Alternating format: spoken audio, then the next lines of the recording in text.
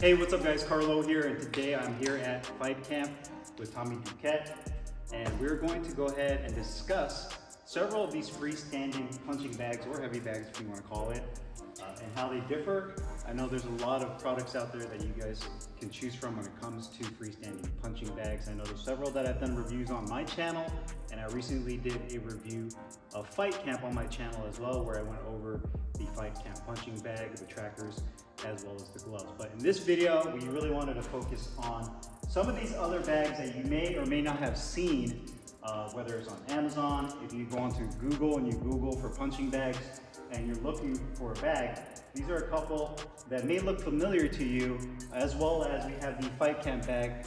That's something that we're gonna kind of benchmark it to. So I wanted to kind of let Tommy lead in this regard and kind of discuss what these bags are about. For sure, man. Thank you so much. And yeah, so Carlo did a review. It came up randomly for us. We saw it, I watched it, and I thought it was very fair because he pointed out both the positives of Fight Camp and the negatives. And of course, with any product, there's positives and negatives.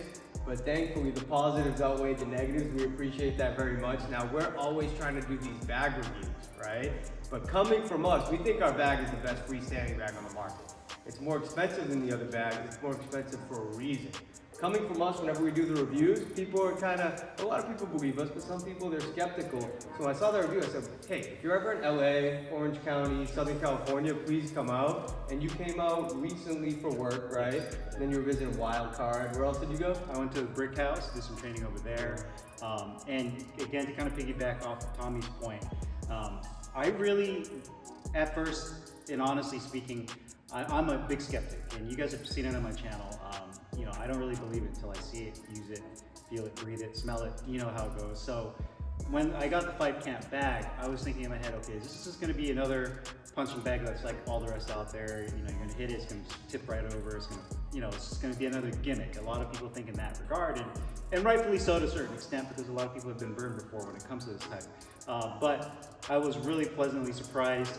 In the video, I was using the bag, you know, for the past couple months that I've had Fight Camp, that I've been training with it. I never knocked the bag over. I mean, I had it filled with water, and I used the base gel that you guys include with the bag, which is a game changer. And like I mentioned in the video, the biggest game changer, aside from the bag and the size of the bag, is going to be the mat that they developed at Fight Camp. That really helps keep the bag in place, stabilized, and prevents it from tipping over, excuse me. So I think that's the biggest thing in terms of being a game changer when it comes to freestanding punching bags. And not everybody has the ability to get a standard heavy bag that you can hang from your garage. Not everybody has space for it. Some people may live in an apartment somewhere smaller, or they just may not have the accessibility to hang a heavy bag. So that's where the benefit of a freestanding bag comes into play. Absolutely, and one important thing to know with Fight Camp, we're stuffing an ad in here right now, is that we allow you to use any bag you want. So if you watch this review and you think this one right here is the bag for you, by all means get that bag and do the Fight Camp workouts on that. We just really think that Fight Camp bag is the best. So the ones that we're gonna test today, should I go through them? Yeah, let's do it. This one right here is called the FitBend. You'll find this on Amazon. Whenever you go to Amazon, you type in freestanding bag, this is gonna come up as the #1 bag on Amazon. We got it completely filled with what? It's all the way up, filled up with water. You have the No, this one's the sand. It's the sand. Yeah, check it out here. Oh yeah, you're right. It is. It's completely filled. So you got the sand in there. Yep. Try moving that Everlast one as well. Completely filled with sand. You feel any water in there? No, that's all solid. This one doesn't take as much. It's filled with sand as well. And then this one right here, you see through. Get some light, you see through the sand in there. Yep. Also. And the Fight Camp bag as well. In the background that he'll test at the end is also filled with sand. You can fill these with water. If you fill any of these with water, including the Fight Camp bag, they're not going to be as strong. So let's get started. You want to do the FitBend first? Yeah, definitely. Want some gloves? Definitely. Yeah. Cut! Let's get some gloves. Okay guys, so starting off, we have the FitBend punching bag here. This is going to be the #1 punching bag currently ranked on Amazon. So by that I mean, if you were to go out on Amazon right now and you type in punching bag, FitBend's most likely going to be the first bag that pops up. It's going to have the highest ratings, probably the most amount of reviews. Now, that's not necessarily always an accurate account of how a bag performs. I've done a review on 2 styles of bags like these in the past, I'd say 2 years. And to be honest with you, these bags are all pretty much made by the same manufacturer in China. They have the same dimensions with the diameter. I think the diameter of this bag is maybe about 16 to 18 inches. I'm 5'8", so you can see from a height perspective, it's about as tall as I am.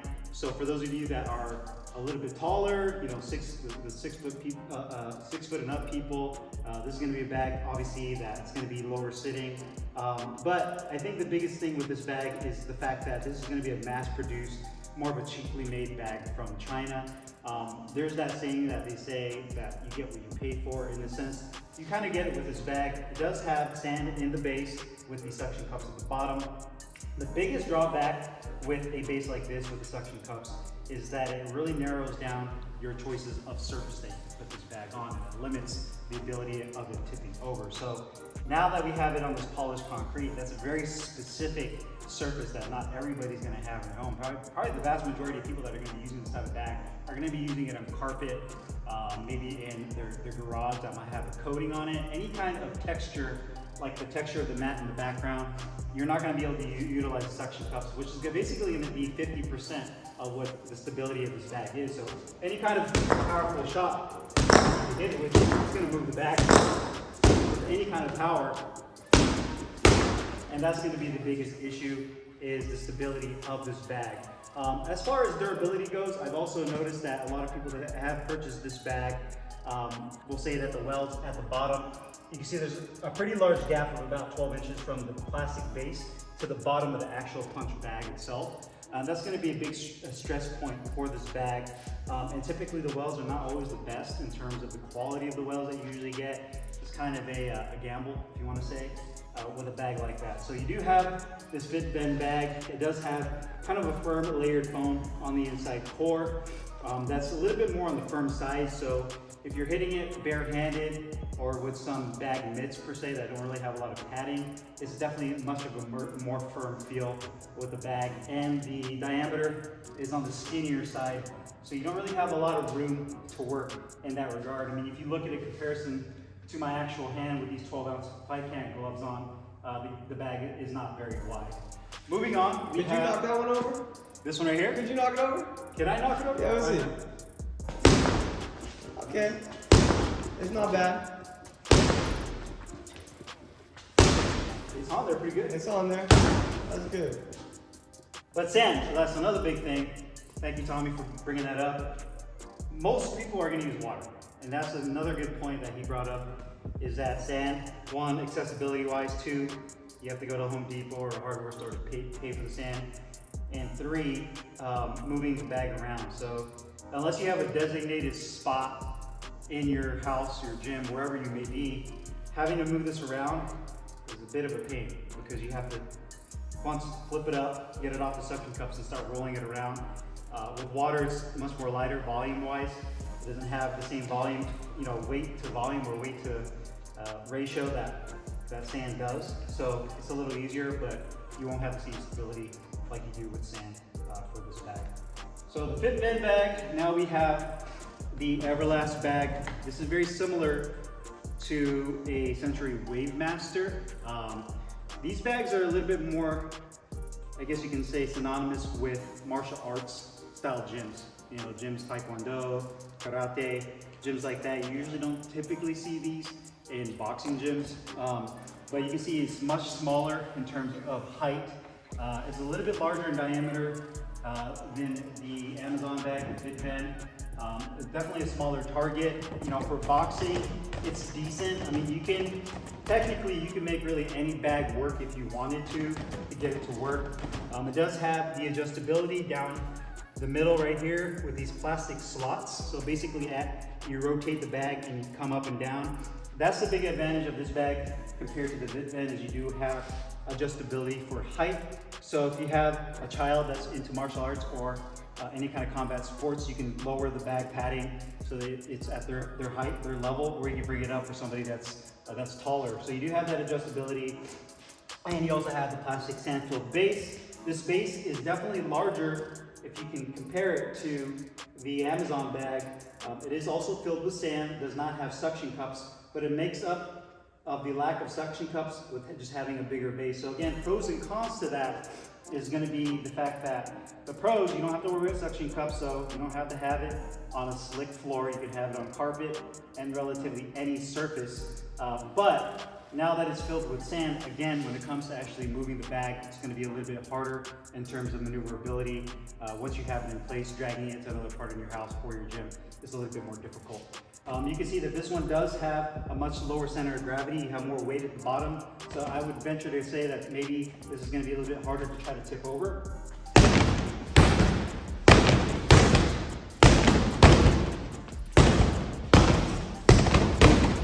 Just because of that lower center of gravity. But again, pros and cons, going to be the size of the bag, much smaller. Padding on here is definitely softer. I would say that this is probably more comparable to the padding that you would find on the Fight Camp bag, more forgiving. So for those of you that maybe have a hand injury, it's really good padding for both beginners and more advanced users. And you can enjoy really hitting that and be confident that you're not going to hurt yourself when you're hitting that bag. Next is going to be the Outshock bag. This one's a little bit interesting.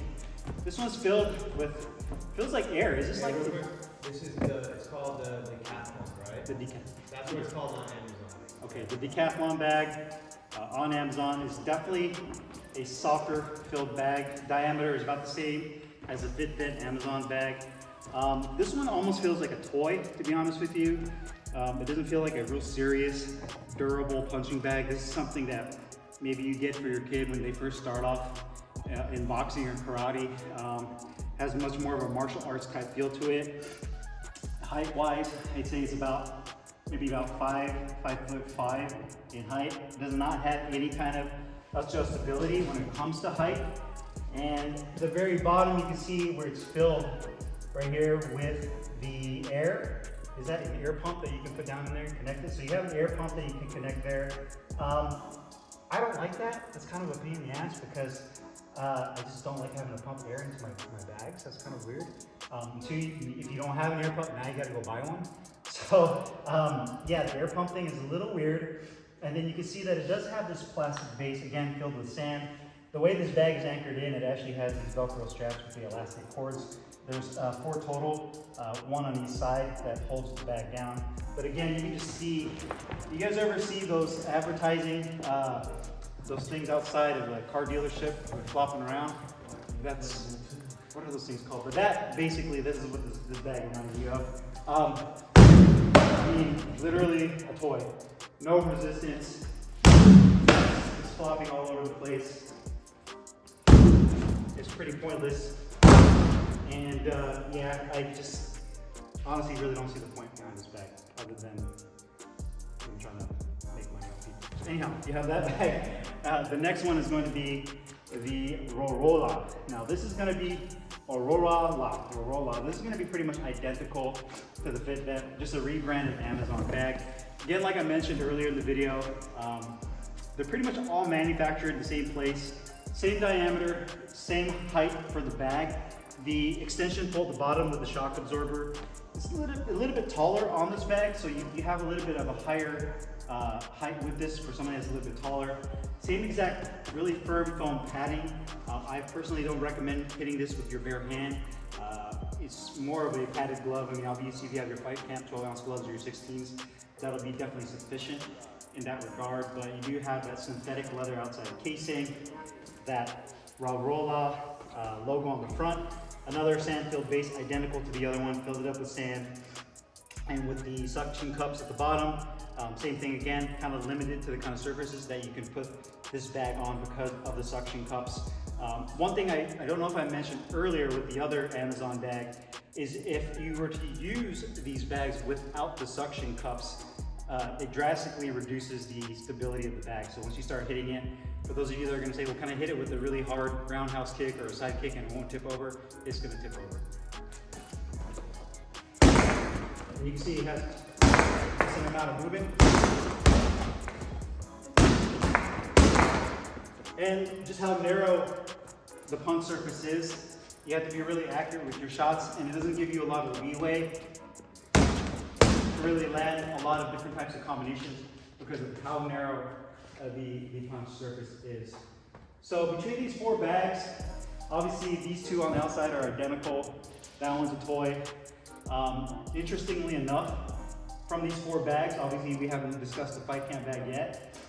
I think this one is the best one, and this is the one that's all taped up. It's definitely smaller, much smaller punch surface, but for the purpose of boxing and hitting a bag, this one makes the most sense.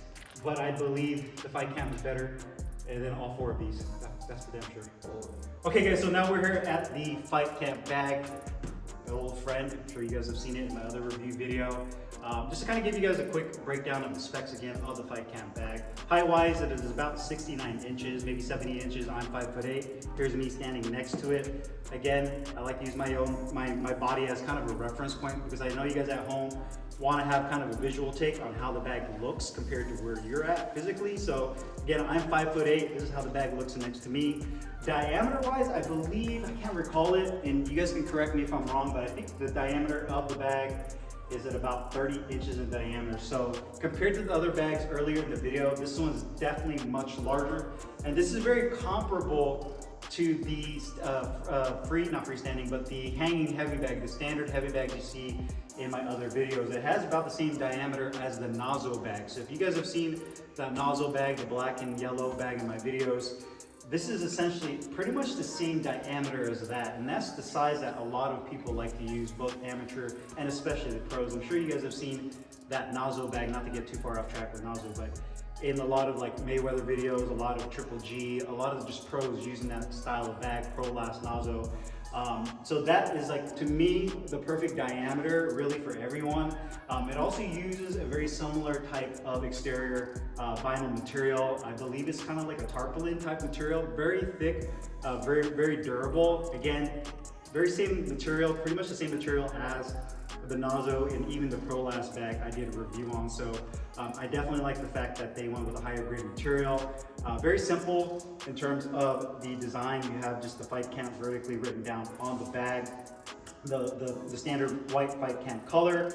Down below, you do have the plastic base again filled with sand. You do have adjustability in terms of the strap at the bottom. When you bring it down here, you can adjust the Velcro strap. By adjustability, I mean is the tension on when you come across with the Velcro strap to put this on. And that's how the bag actually attaches to the plastic base. It has a little notch at the very bottom, almost like a lip that the strap goes onto, so you can really tie it in and really make it nice and tight. At home, at my house with my Fight Camp bag, I didn't use sand in mine. I actually used water. And Fight Camp includes a powder that you pour in there, and it basically turns it into a base gel. So essentially your water transforms into jello, if you want to call it. And what that does, it helps basically solidify and prevent the water from sloshing around. So you get much more of a firm feel when you punch the bag rather than the bag kind of flopping around. And then my favorite part of the Fight Camp bag, aside from the bag, because the bag's the bag, is going to be the base. And again, I mentioned this in the other video. The base is a rubber mat that does have these Velcro attachments, these plastic borders that goes all the way around. There's 4 of them, and that basically prevents the bag from tipping over. And quite honestly, tell you guys, I'm not sure why nobody ever even thought about that before. This is really a brilliant idea for a freestanding bag. But Fight Camp came up with the idea to create that rubber base with the borders. And as long as I've had my bag, I have not been able to get that bag to tip over. I gotta get some of my buddies that do Muay Thai and kickboxing to come over and kick the heck out of it and get that bag to try to tip over. But I'm sure you guys have seen videos of Mike Tyson, who is exponentially stronger than I am punching the bag. And I don't think he's ever been able to knock this bag over with sand and the base, the rubber base in it. So I'm gonna start swinging on this bag, see how it feels. And you can see it has a real nice